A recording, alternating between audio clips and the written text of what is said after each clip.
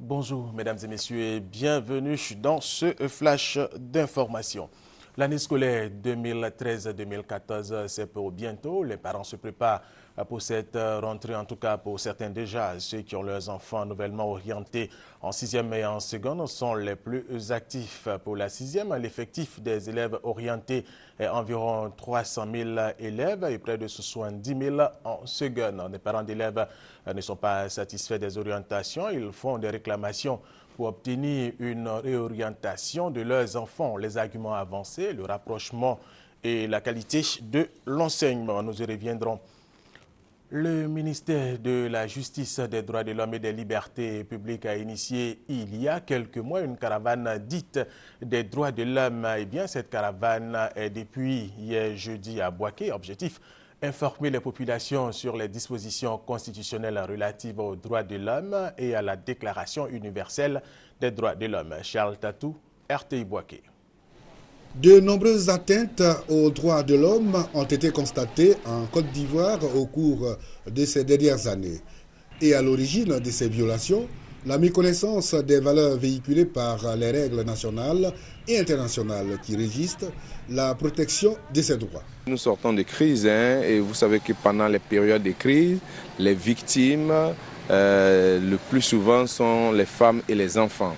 Et cette crise-là, malheureusement, si nous en sommes sortis au plan général de la belligérance, au plan général de la cohésion qui se ressoute, au niveau individuel, il y a encore quelques renégats qui continuent donc à poser des actes répréhensibles, notamment les violences sur les femmes. Il est bon que les uns et les autres sachent que le viol est un crime et qu'il est sévèrement puni par notre droit positif. Donner aux populations les informations nécessaires à la construction d'une société juste dans laquelle les droits de tous sont reconnus et respectés.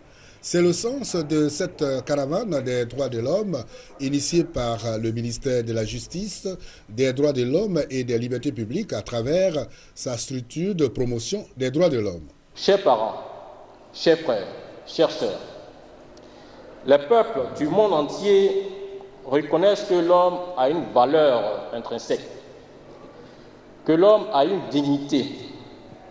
Et cette valeur intrinsèque et cette dignité doit être reconnue par tout le monde.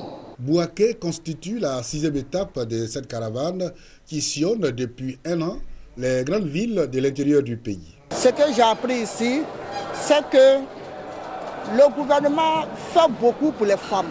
Ils veulent que les femmes connaissent leurs droits et que nous devons nous respecter et respecter nos prochains et avoir la paix dans le pays. Le jardin d'Éden, l'homme avait un droit. Et nous constatons que depuis un certain temps, ce droit est bafoué. Si, par cette caravane, le droit de l'homme peut être respecté afin que l'homme vive tel que Dieu l'a demandé, nous bénissons Dieu. Et nous prions Dieu pour que ce gouvernement-là, effectivement, nous aide à entrer dans ces droits-là. Des séances de formation appuyées de projections de films sont les temps forts de cette caravane de droits de l'homme.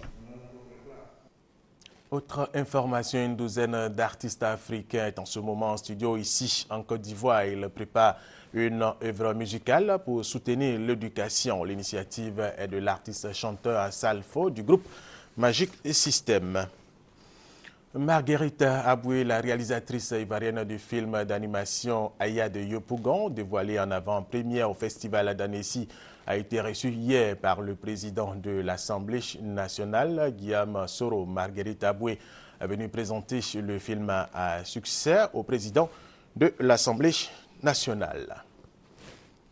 Afro-basket, vainqueur de l'Algérie à l'entame de la compétition, les éléphants basketteurs ont confirmé leur bonne forme à l'Afro-basket qui se déroule en ce moment ici à Abidjan. Lors de la deuxième journée du groupe A, ils ont battu les Sénégalais 74-46. Les éléphants basketteurs sont donc en route pour la succession de la Tunisie, la championne en titre. L'ex-président égyptien Hosni Moubarak, renversé par une révolte populaire début 2011, a quitté hier jeudi sa prison du Caire pour être assigné dans un hôpital militaire avant la reprise de son procès et dimanche prochain pour meurtre de manifestants. Hosni Moubarak, il faut le rappeler, est âgé de 85 ans et est malade. Fin de ce flash d'information. Merci de l'avoir suivi. Je vous retrouve à 13h.